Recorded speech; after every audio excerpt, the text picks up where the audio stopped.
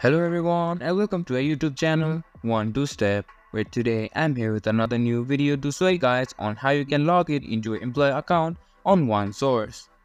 To do so, just follow some simple steps that I will be showing you on this video, and then you can log into your employee account as well.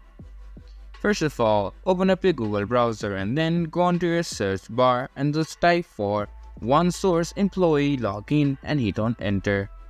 After you do so, many results will pop up on your screen. Click on the first link that shows up. And now this will take you to the official website of OneSource. And here on the top right corner of your screen, you can see an option for Employer Login and Employee Portal Login. Just click on Employee Portal Login.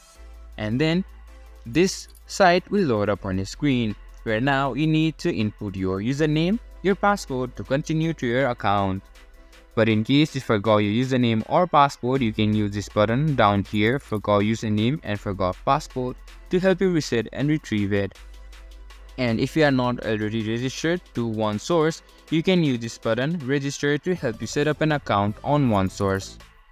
Now, after inputting your username and password, just tap on login and then you'll be logged in into your OneSource account. And that's how you can log in into your OneSource employee account.